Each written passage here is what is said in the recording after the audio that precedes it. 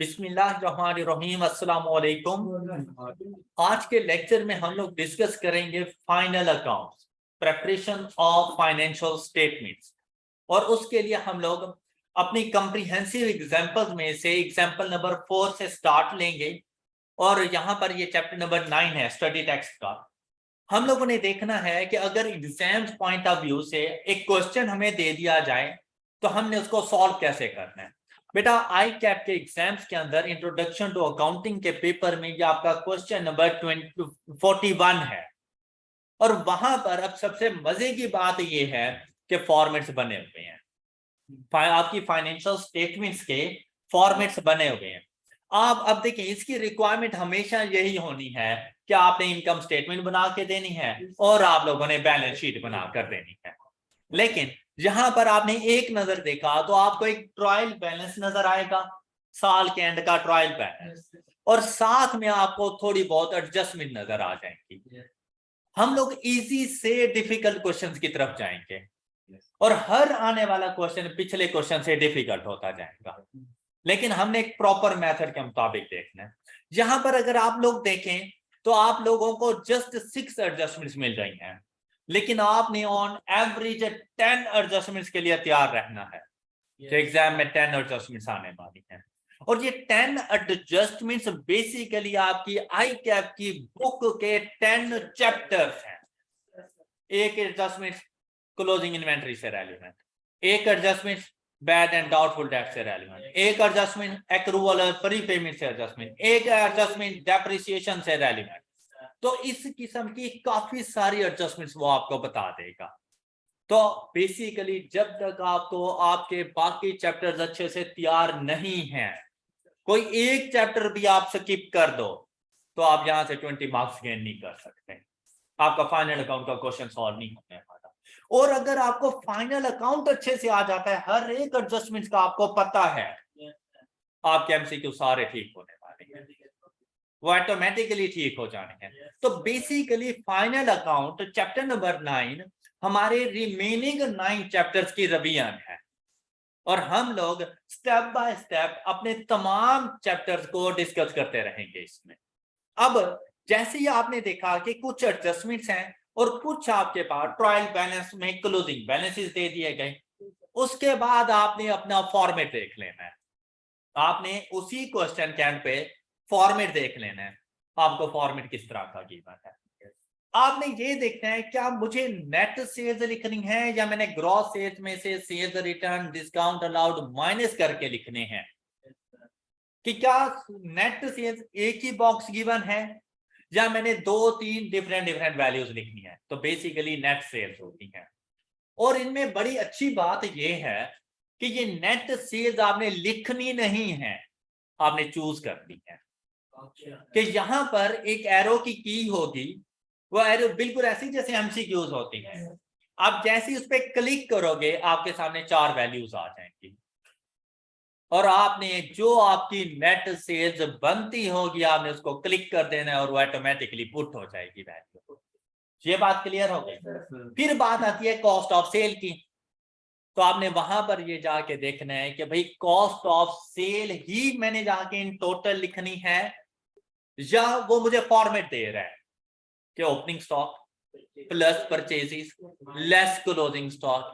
अब जहां पर अगर परचेजेस की बात करें तो फिर मुझे सोचना पड़ेगा नेट परचेजेस या ग्रॉस परचेजेस।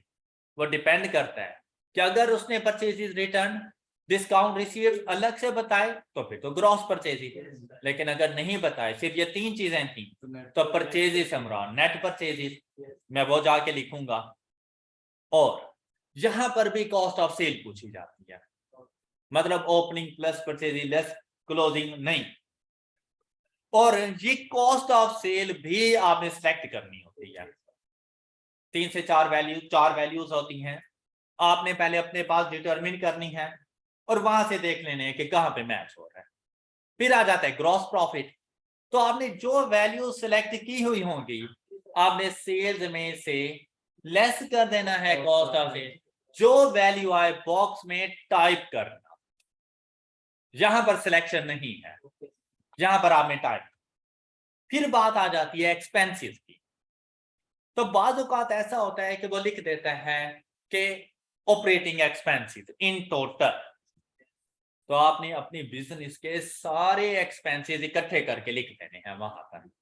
लेकिन कभी कभी ऐसा भी होता है कि वो आपको एडमिन एक्सपेंस अलग से कह देता है, फाइनेंस कॉस्ट अलग से कह देता है, डिफरेंट डिफरेंट एक्सपेंसेस के नेम लिख देता है।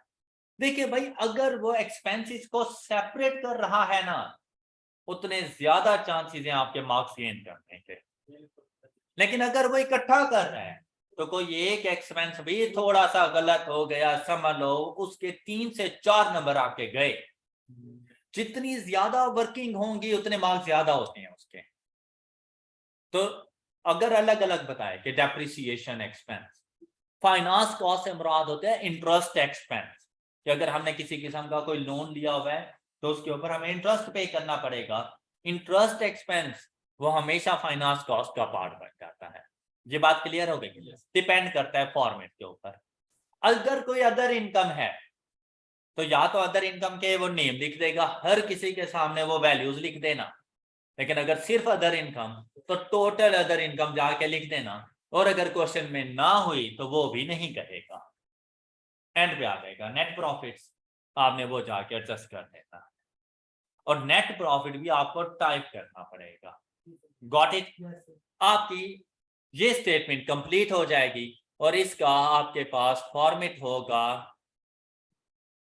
कुछ इस तरह से। ये revenue, cost of sales, gross profit, operating expenses, net profit. तो यहाँ पे देखते ही मुझे पता चल गया यार मैंने टोटल एक्सपेंस लिखने हैं, ओके, सेपरेट नहीं करने इनको। लेकिन एक माइंड को पता चल गया है मैंने वर्किंग करनी किस तरह से। फिर मैंने बैलेंस शीट देखा, बैलेंस शीट में एसिड्स में आ जाते हैं पहले नॉन करंट एसिड्स। भाई अगर आपके पास 3, 4, 5 नॉन करंट एसिड्स हैं, अब उसके बाद भी डिफरेंट है, या तो हर एसिड का नाम लिखता जाए, land, building, plant and machinery, vehicle. लेकिन ये बात हमेशा याद रखना कि अगर आगे सिंगल बॉक्स है तो हमेशा नॉन करंट एसिड्स की WDV लिखी जाती है बैलेंस शीट के अंदर। नॉन करंट एसिड्स की WDV लिखी जाती है अगर सिंगल बॉक्स है। लेकिन ऐसा भी हो सकता है कि वो लिखे प्लांट एंड मशीनरी, कॉस्ट और उसके लिए अलग से स्पेस हो, एक्यूमुलेटेड एप्रिसिएशन उसके लिए अलग से वैल्यू हो, और फिर WDV के लिए हो। तो आपको तीनों वैल्यूज अलग अलग लिखनी पड़ेंगी। और ये भी हो सकता है नॉन करंट एसिड्स और एक ही बॉक्स, वो अलग से कुछ कहे ही ना। मतलब तमाम नॉन करंट एसिड्स की WDVs को इकट्ठा करके उस बॉक्स में जाके टाइप कर दो। बात समझ आई आप लोगों को? भाई अगर वो अलग अलग जाता है, cost less accumulated appreciation is equal to WDV, ज्यादा चांसेस है मार्क्स गेन करने के। आप उतने जितनी रिक्वायरमेंट्स, जितनी वैल्यूज ज्यादा आपसे पुट करवाएगा ना, उतने मार्क्स ज्यादा गेन करोगे, क्योंकि हर वैल्यू पुट करने का एटलीस्ट 1 मार्क्स है।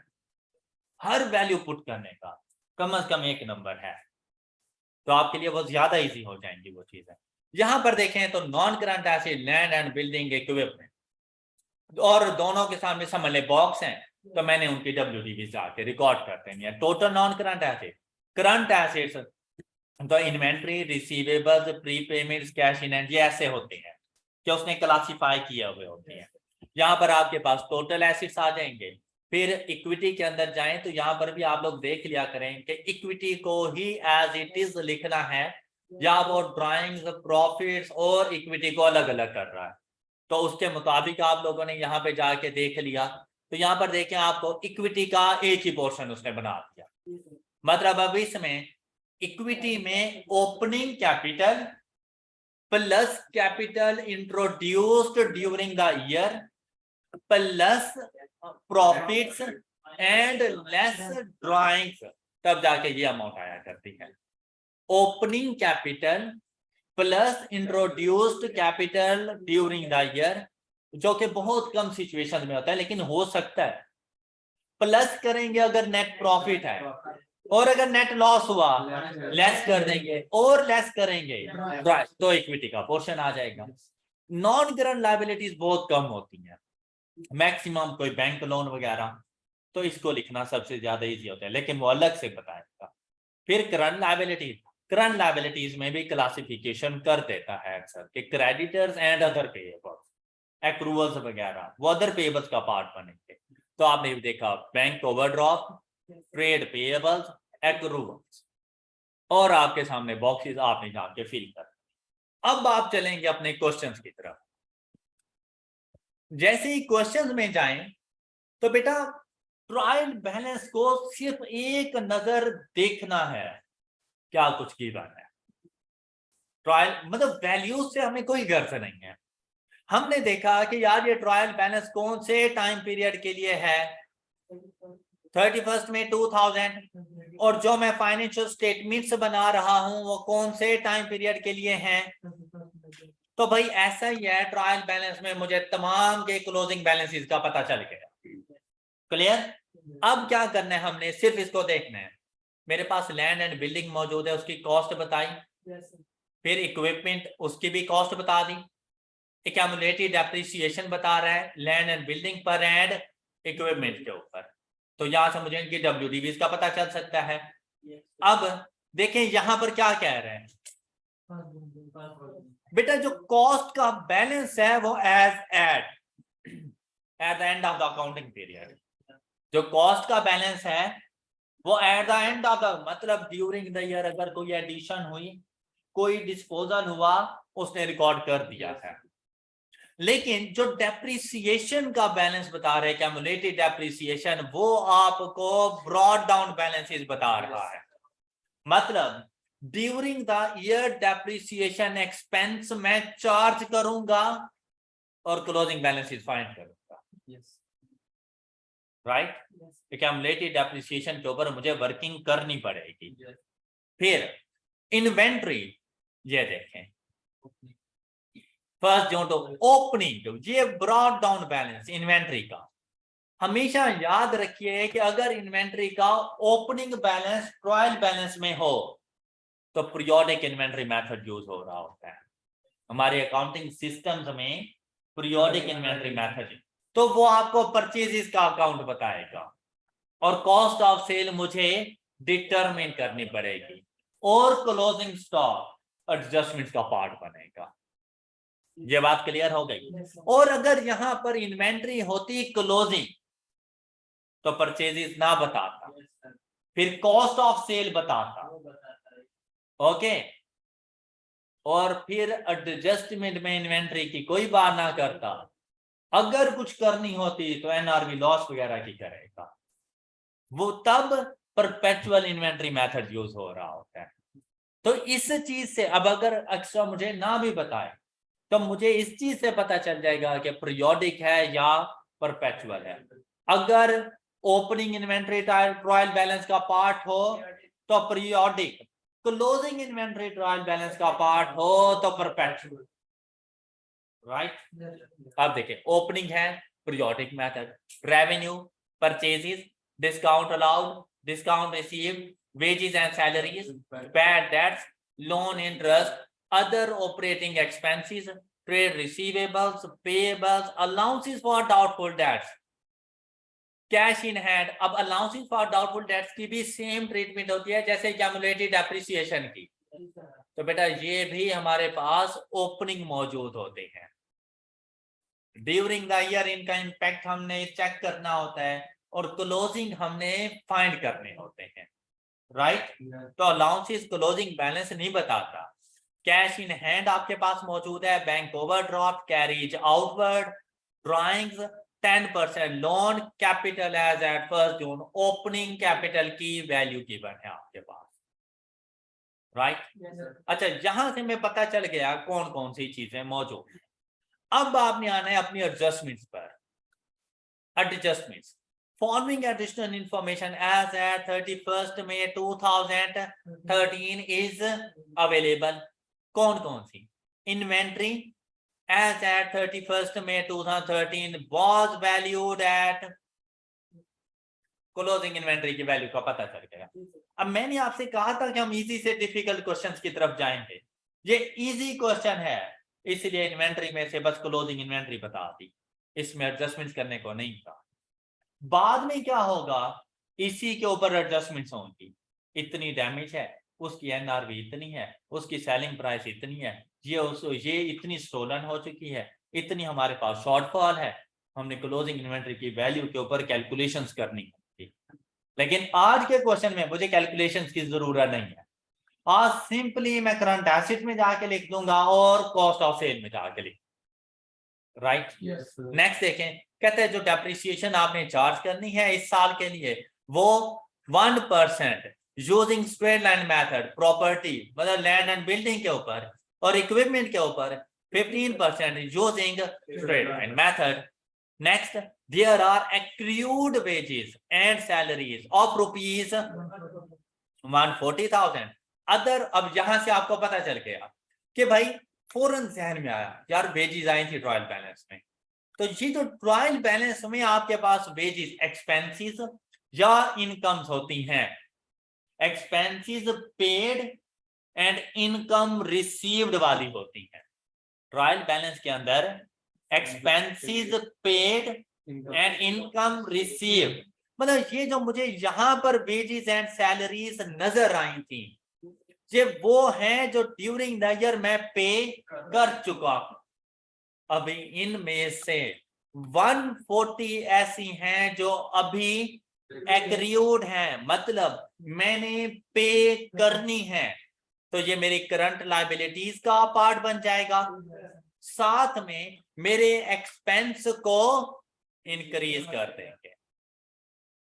अब ये बात एडजस्टमेंट पढ़ते हुए आपने सोचते जाना है। ये बात क्लियर हो गई। ये अमाउंट्स ट्रायल बैलेंस की ₹1000 थी, आपने 140,000 नहीं ऐड कर देना, 140 करना है। इस बात का भी जरूर ख्याल रखिएगा। अक्सर स्टूडेंट इसी तरह से करते हैं कि वेजेस उठाते हैं 52360 ऐड कर देते हैं 140,000 जबकि 140 ऐड होना है।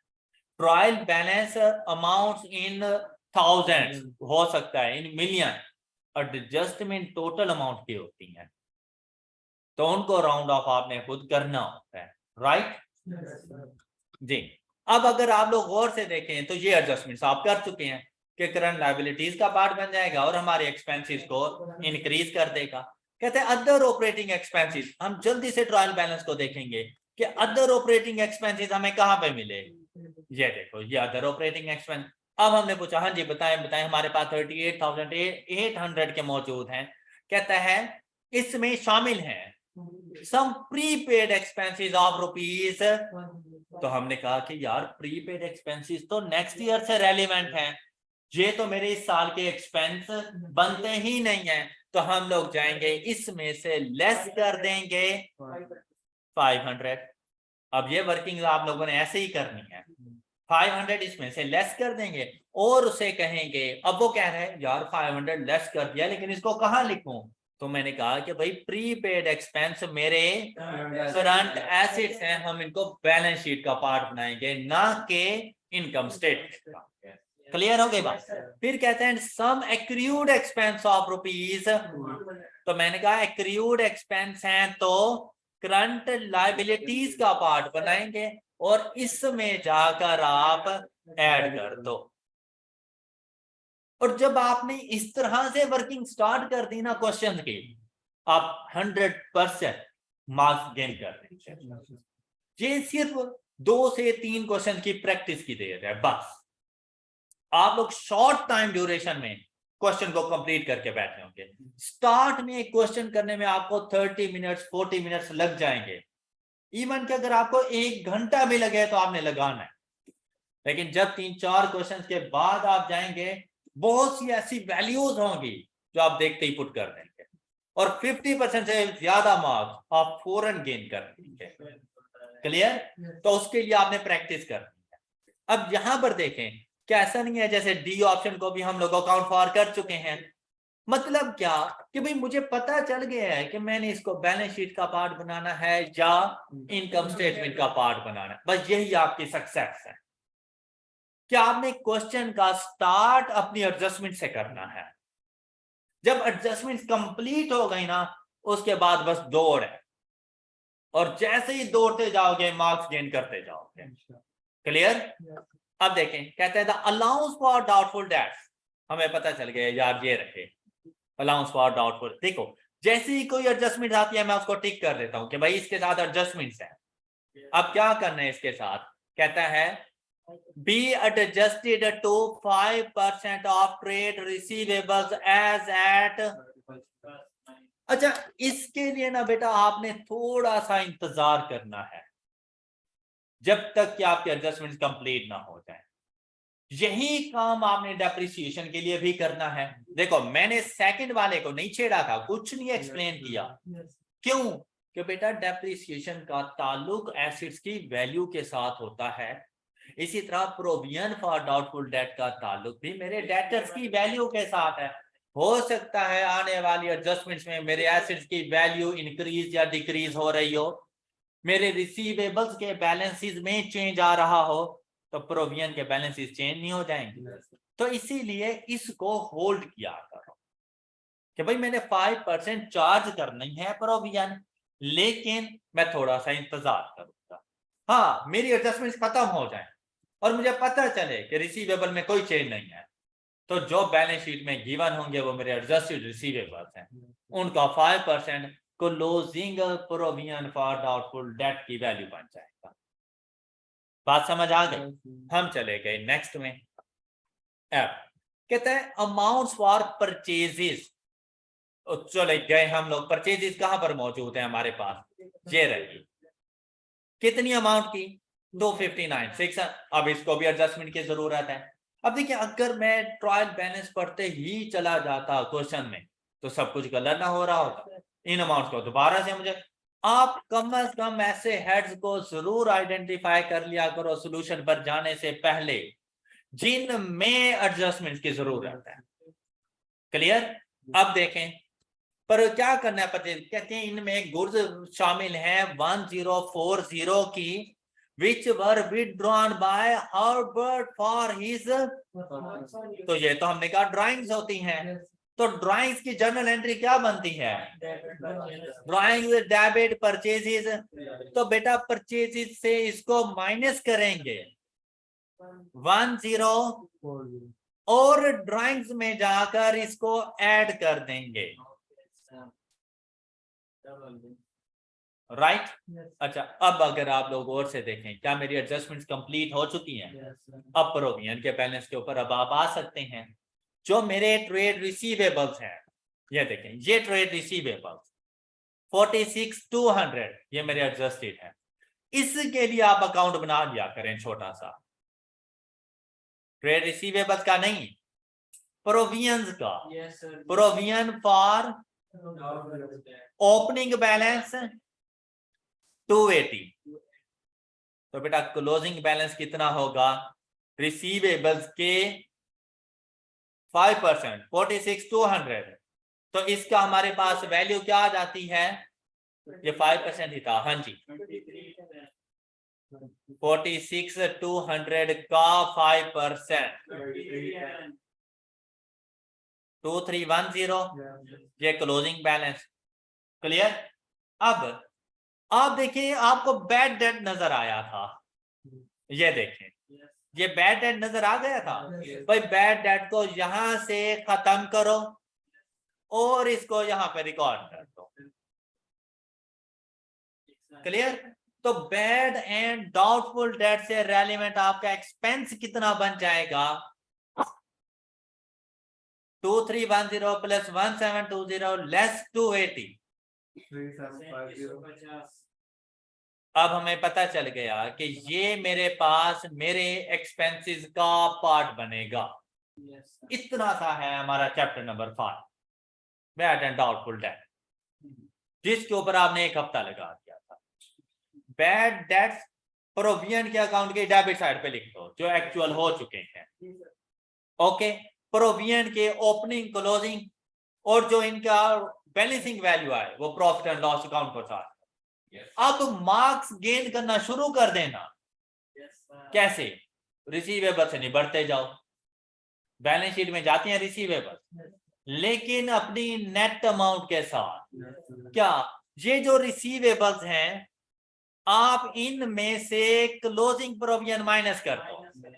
2310 करो जरा, अमाउंट क्या आ रही है आपके पास जी?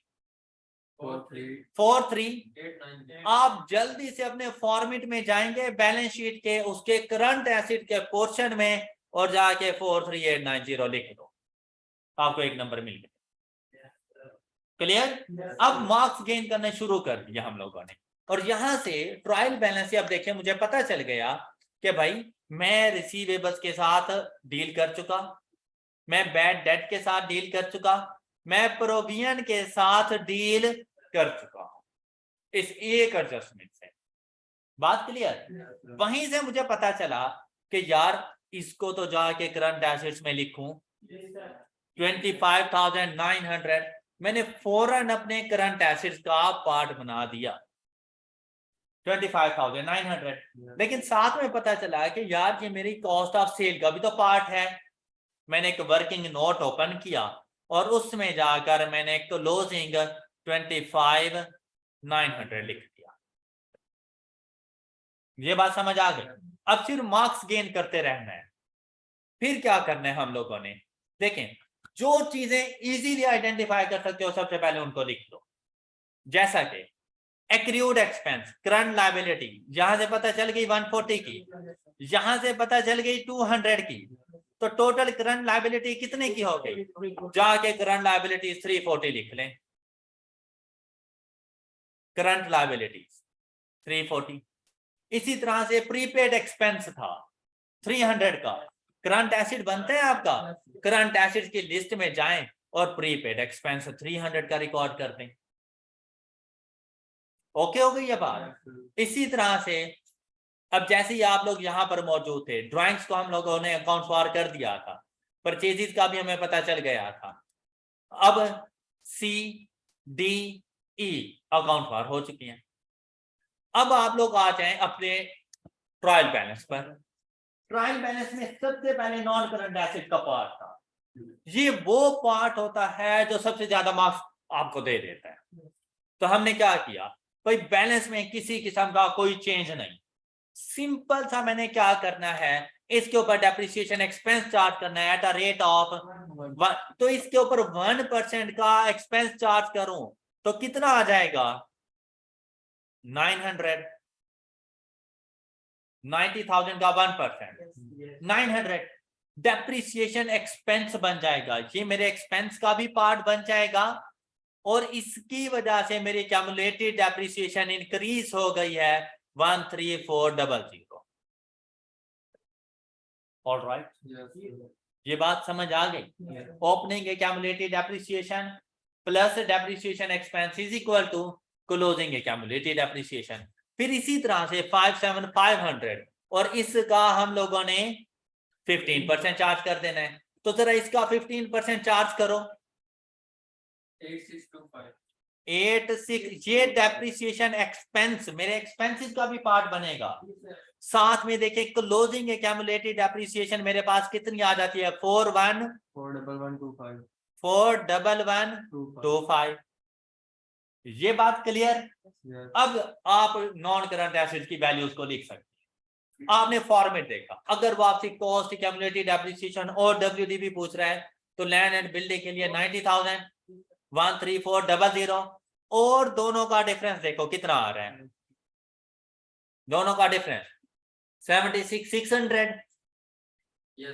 तो 76,600 जाकर रिकॉर्ड कर दो नॉन करंट एसेट्स में, ये रहा। ऑल राइट, इसी तरह से इक्विपमेंट के साथ आपने यही काम करना है। अलग अलग वैल्यूज हैं तो वैसे मेंशन करें, otherwise 57,500 less 41125 and answer is 16375। ये लो। क्या इनके अलावा कोई और नॉन करंट एसेट है? तो आपने ये अपने टोटल लिख देनी है। क्या टोटल, क्या नॉन करंट एसेट की वैल्यू आज जिस चीज का टोटल बन रहा है उसको फौरन लिख लेना, इसके भी मार्क्स होने हैं। अब ये टोटल लिखने में कोई ऐसा इशू नहीं था। ऑल राइट, फिर आपने ये सोचना है कि यार करंट एसेट में से जैसे ही आपने देखा कि यार टोटल 4 चीजें थी, 3 तो मैं लिख चुका हूं, चौथी चीज क्या है मेरे पास? तो क्या कैश इन हैंड में किसी किस्म की कोई एडजस्टमेंट थी? तो बेटा जैसे गिवन है उठा के लिख दो, क्यों इंतजार करवा रहे हो इसको? तो ये 141 आपके पास इधर आ गया। देखिए भाई, जरूरी नहीं कि आप पहले प्रॉफिट और लॉस अकाउंट को कंप्लीट करो, नहीं है जरूरी।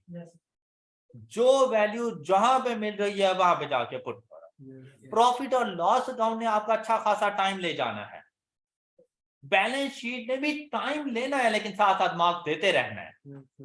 तो आप बैलेंस शीट की तरफ पहले रहो। अब देखो, क्या मेरे नॉन करंट एसेट्स कंप्लीट हो गए? क्या मेरे करंट एसेट्स कंप्लीट हो गए? क्या मैं यहां से उन्हें बता नहीं सकता कि मेरे पास टोटल एसेट्स की वर्थ कितनी है? राइट। तो बैलेंस शीट में एसेट्स का पोर्शन कंप्लीट। अब अगर मैं बात करूं लायबिलिटीज के पोर्शन की, यार बहुत सिंपल सी बात थी। नॉन करंट लायबिलिटी का मुझे इजीली पता चल सकता है कि भाई ये मेरी नॉन करंट लायबिलिटी है। मैं जाके नॉन करंट लायबिलिटी लिख दूंगा 15,600, और इसको सिर्फ लिखने का मुझे एक नंबर मिल जाना है 15,600। एक नहीं तो आधा तो जरूर मिलेगा ना, तो आधे आधे मिलकर एक नंबर बन जाते हैं। फिर देखा मैंने करंट लायबिलिटीज में बैंक ओवरड्राफ्ट, मैंने कहा यार कोई एडजस्टमेंट नहीं थी। ट्रेड पेएबल कोई एडजस्टमेंट नहीं थी। एक्रूअल मैं पहले लिख चुका हूं, मैं इन दोनों वैल्यूज को उठाऊंगा। देखो बैंक ओवरड्राफ्ट अलग से बताया हुआ था हमने, ये जाके रिकॉर्ड करो, और trade payable as it is जाके रिकॉर्ड कर दो। आपकी क्या लायबिलिटीज कंप्लीट हो गई हैं? ये करंट लायबिलिटीज का टोटल बन जाएगा। यहां पर आपने ट्विस्ट खेल जाना है।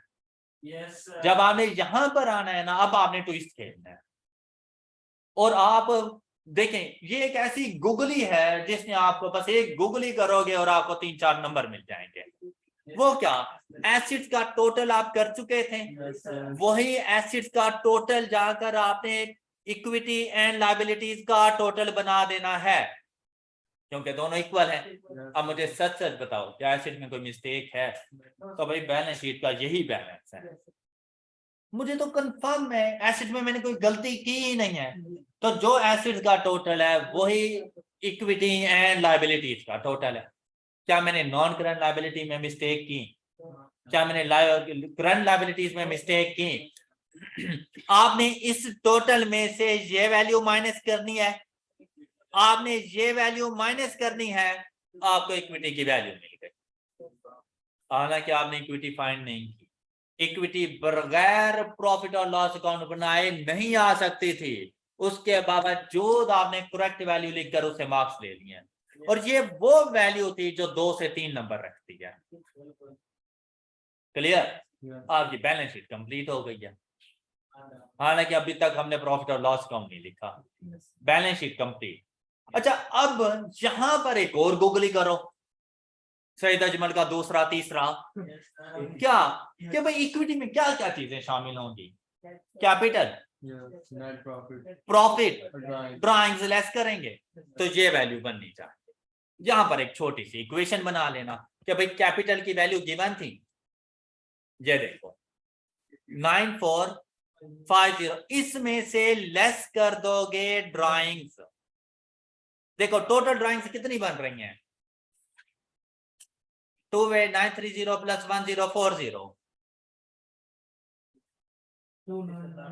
299। कैपिटल में से ये अमाउंट लेस कर दो, 64531। अब देखो दोनों अमाउंट्स का डिफरेंस कि 64531 में क्या ऐड करूं कि ये अमाउंट बन जाए? जी, बैलेंसिंग वैल्यू ऐड कर रहा हूं तो प्रॉफिट है, और कितनी अमाउंट का है?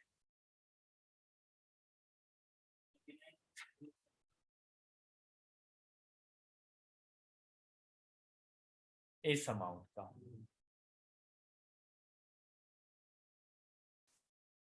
अब ये वो प्रॉफिट की वैल्यू, फिर से सुने कि मैंने इसको कैसे कैलकुलेट किया। भाई आपने अपनी इक्विटी के, आपने अपने ट्रायल बैलेंस में से जाकर कैपिटल की अमाउंट उठानी है 94501। ये देखें ये कैसे आएगा, 501, इसमें ऐड करेंगे प्रॉफिट जो मुझे नहीं पता प्लस एक्स, और इसमें से लेस करेंगे ड्राइंग्स जिसका पता मुझे यहां से चल गया 29970, तो आपने यहां पर गए 29970 और इसको इक्वल टू होना चाहिए 99376। कैलकुलेटर उठाया 94501 plus x minus 29970 is equal to, ये जो वैल्यू आपने फाइंड की 99376, और अगर ये पॉजिटिव वैल्यू आ जाए तो होता है प्रॉफिट, और ये नेगेटिव आ जाए तो लॉस 34845। ये जाके आपने लिख लिया। अब ये बात क्लियर? Yes, sir. अब आप प्रॉफिट और लॉस अकाउंट को जाके कंप्लीट करोगे। यहां पर भी आपने जरा स्मार्ट वर्किंग करनी है। एक्सपेंसेस मैंने इन टोटल लिखने हैं भाई, बेशुमार एक्सपेंसेस हैं। एक्सपेंसेस की वर्किंग ना कर, वो बैलेंसिंग वैल्यू पे छोड़, अपने एक्सपेंसेस को बैलेंस। और मेरे लिए बहुत इजी है कि मैं अपना रेवेन्यू कैलकुलेट करूं, मैं कॉस्ट ऑफ सेल कैलकुलेट करूं, ये इजी है मेरे लिए। कैसे? रेवेन्यू के लिए बेटा अगर क्वेश्चन को गौर से देखें तो ये देखें, ये टोटल रेवेन्यू, मैंने नेट रेवेन्यू लिखना है, तो मुझे जब क्वेश्चन का ट्रायल बैलेंस पढ़ रहा था पता चल गया यार डिस्काउंट अलाउड है, ये लेस कर दूंगा। किसी किस्म का रिटर्न मुझे नहीं नजर आया था, नहीं था ना, तो आपने इन दोनों को आपस में लेस करो, 405,000 माइनस 3370, तो ये आपकी रेवेन्यू की वैल्यू, ये वैल्यू आपको नजर आ जाएगी 401,630। फिर कॉस्ट ऑफ सेल, भाई कॉस्ट ऑफ सेल के लिए आपको ओपनिंग स्टॉक चाहिए, ओपनिंग लिख, इसको अपने कैलकुलेटर पे लिख लिया करो 27400, ये देखें ये इस तरह से 27400 ऐड करेंगे परचेजेस। अब देखें परचेजेस कितनी थी, एडजस्ट की हुई थी हम लोगों ने परचेजेस, ये देखें। अच्छा अगर आपने सपोज इसकी अमाउंट नहीं फाइंड की हुई तो आप इसी तरह करें 259,600, इसमें से माइनस हो गई थी, तो आप लोग यहाँ पर भी ऐसे ही -1046 और माइनस करेंगे डिस्काउंट रिसीव्ड, तो डिस्काउंट रिसीव्ड की वैल्यू हमारे पास क्या थी 4420, लेस कर देंगे 4420। और क्या इसके अलावा और कोई एक्सपेंस है? कैरेज आउटवर्ड, ये हमारा एक्सपेंस होता है, इनवर्ड होता तो मैं ऐड कर देता। बात क्लियर? और इसमें से लेस करेंगे हम लोग क्लोजिंग स्टॉक की वैल्यू, और हमारे पास हमारे क्लोजिंग स्टॉक की वैल्यू क्या आ रही थी 25900, 25900 इज इक्वल टू, ये आपके पास आ गई कॉस्ट ऑफ सेल। क्या आपको मेरी इस बात की समझ आई? देखो मैंने कुछ भी नहीं लिखा, कैलकुलेटर उठाया, जो प्लस माइनस करना है करते गए, और जाकर इसको पुट किया 255640, और आपको ये वैल्यू नजर आ जाएंगी।